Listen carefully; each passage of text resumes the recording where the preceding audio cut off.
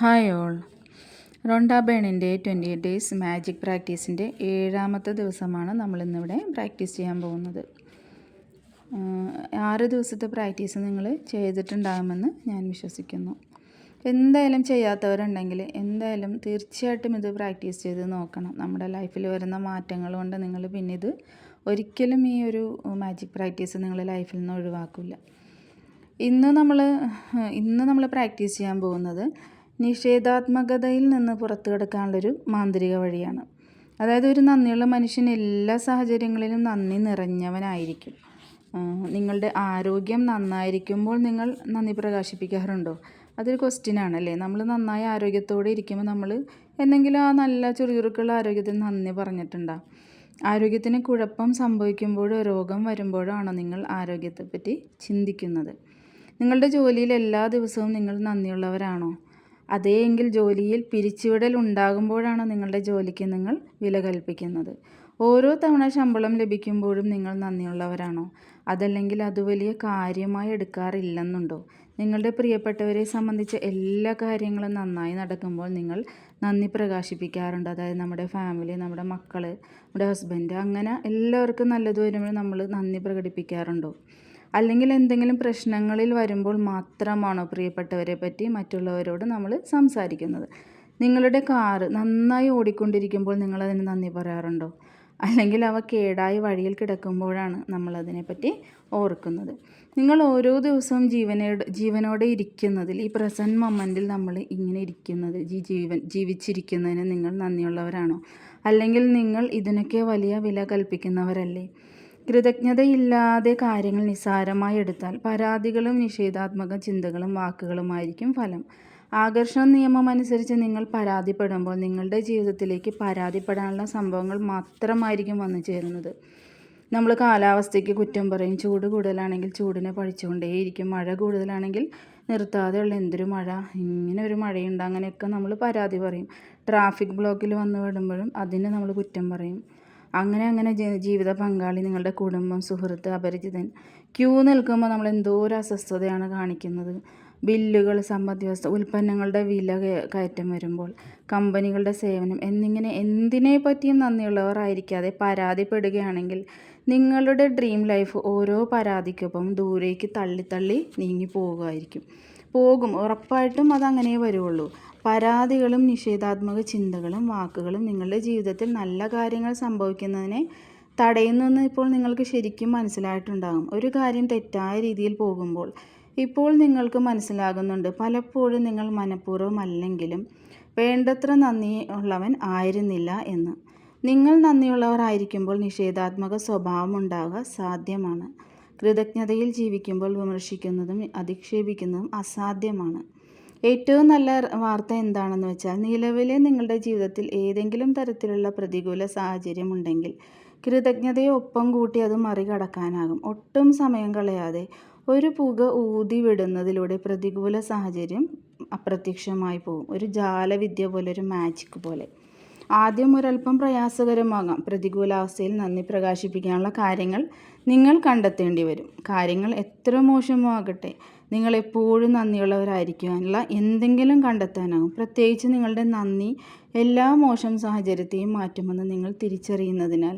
ജീവിതത്തിൻ്റെ ശരിയായ മാന്ത്രികത തിരിച്ചറിഞ്ഞ വാൾട്ട് ഡിസ്നി അദ്ദേഹത്തിൻ്റെ ചിത്രമായ പോളിയാനയിലൂടെ നമ്മൾക്കത് കാണിച്ചു തന്നിട്ടുണ്ട്.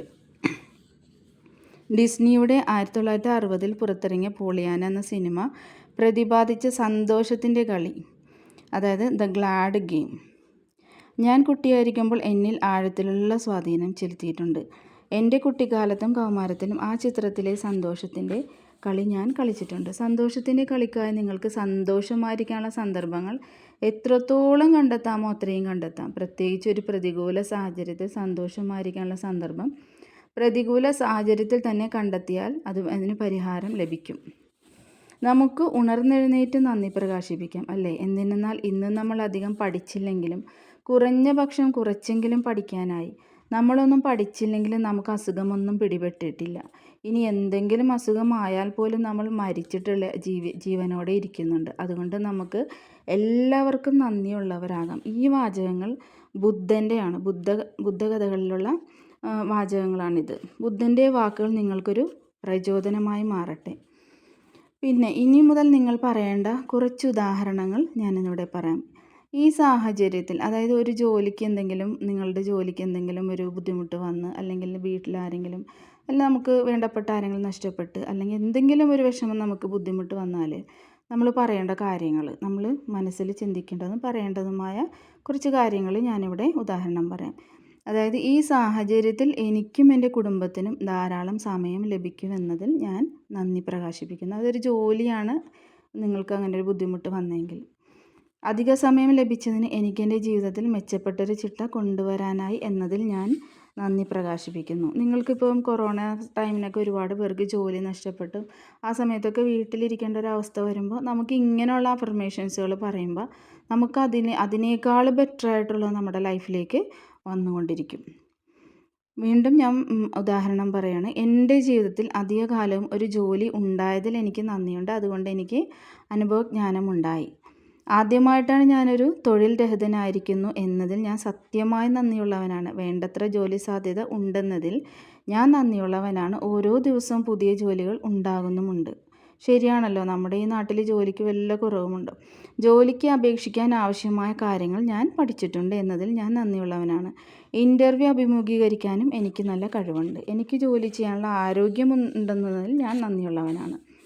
എൻ്റെ കുടുംബത്തിൻ്റെ പ്രോത്സാഹനത്തിനും പിന്തുണയ്ക്കും ഞാൻ നന്ദിയുള്ളവനാണ്. എനിക്ക് വിശ്രമം ആവശ്യമായിരുന്നു. ഇപ്പോൾ അത് ലഭിച്ചതിന് ഞാൻ നന്ദിയുള്ളവനാണ്. ഒരു ജോലി എനിക്ക് എന്തായിരുന്നെന്ന് അത് നഷ്ടപ്പെട്ടപ്പോഴാണ് എനിക്ക് മനസ്സിലായത്. അതുവരെ എനിക്കത് മനസ്സിലായിരുന്നില്ല. ആ ഉൾക്കാഴ്ചയ്ക്ക് ഞാൻ നന്ദിയുള്ളവനാണ്. ഇങ്ങനെ നമ്മൾ കുറച്ച് അഫർമേഷൻസ് ഏത് പ്രതികൂല സാഹചര്യത്തിലും, അത് എന്തവസ്ഥ വരട്ടെ, നമ്മുടെ ഏത് ബന്ധങ്ങളിലും ഒരു വിള്ളലും വീഴ്ചയും വരുമ്പോഴും നമ്മൾ അതിനുള്ള അഫർമേഷൻ, ഞാൻ കുറച്ച് ഉദാഹരണങ്ങൾ ബന്ധങ്ങൾക്ക് വേണ്ടി പറഞ്ഞുതരാം. എൻ്റെ ബന്ധങ്ങളിൽ അധികവും വളരെ നല്ലതാണെന്നതിൽ ഞാൻ നന്ദിയുള്ളവനാണ്. എൻ്റെ അച്ഛന് ലഭിക്കാതിരുന്ന മികച്ച വിദ്യാഭ്യാസം എനിക്ക് നേടിത്തരുന്നതിന് അദ്ദേഹം കഠിനാധ്വാനം ചെയ്തതിൽ ഞാൻ നന്ദിയുള്ളവനാണ്. എൻ്റെ ബാല്യകാലത്ത് കുടുംബം പുലർത്തിയിരുന്ന അച്ഛനോട് ഞാൻ അങ്ങേയറ്റം നന്ദിയുള്ളവനാണ്. കാരണം അക്കാലത്ത് കുടുംബം നടത്തിക്കൊണ്ടുപോകാൻ എത്രത്തോളം അധ്വാനവും പണവും വേണമായിരുന്നു എന്നതിനെപ്പറ്റി എനിക്ക് അറിവുണ്ടായിരുന്നില്ല. അതുപോലെ അങ്ങനെ ഒരുപാട് ഉദാഹരണങ്ങൾ നമുക്ക് എങ്ങനെ വേണമെങ്കിലും എഴുതി പോസിറ്റീവായ അഫർമേഷൻസ് എഴുതി വായിക്കാം. എനിക്ക് ഒരു അച്ഛനുണ്ടെന്നതിൽ ഞാൻ അങ്ങേയറ്റം നന്ദിയുള്ളവനാണ്. മോശം സമയങ്ങളിലും ചില നല്ല സമയങ്ങളുണ്ടായിരുന്നു. ഇനി അച്ഛനുമൊപ്പം കൂടുതൽ നല്ല സമയങ്ങളും ഉണ്ടാകും. ഇങ്ങനെ നമ്മൾക്ക് നമ്മുടെ ലൈഫിൽ ഏത് നെഗറ്റീവ് സിറ്റുവേഷൻസ് വന്നാലും, ഏത് സാഹചര്യങ്ങൾ, അതായത് ബന്ധങ്ങളിൽ, ജോലിയിൽ, എന്തും, നമ്മളുടെ ഫാമിലിയിലും ഉള്ള മറ്റുള്ളവർക്ക് എന്ത് ബുദ്ധിമുട്ട് വന്നാലും ആ ഒരു സാഹചര്യത്തിന്, ആ നെഗറ്റീവ് സാഹചര്യത്തിന് നമ്മളെടുത്തിട്ട് അതിലെ പോസിറ്റിവിറ്റീനെ, അതായത് നമുക്കതിന് മുന്നേ അത് ഉണ്ടായിരുന്നപ്പോൾ നമ്മൾ നന്ദി കാണിച്ചിട്ടില്ല, അതുകൊണ്ടാണ് നമുക്കിങ്ങനൊരു അവസ്ഥ വന്നത്. അപ്പോൾ തീർച്ചയായും നമ്മൾ ആ ഒരു കാലത്തിനും ആ നന്ദിയോടെ ജീവിക്കാൻ കഴിഞ്ഞ സമയങ്ങൾക്കും നന്ദി പറയുന്നത് കൊണ്ട് നമ്മുടെ ലൈഫിൽ ഒരുപാട് മാറ്റങ്ങൾ വരും. നിങ്ങളിത് പരീക്ഷിച്ച് നോക്കണം. തീർച്ചയായും നിങ്ങളിത് പരീക്ഷിച്ച് നോക്കുക.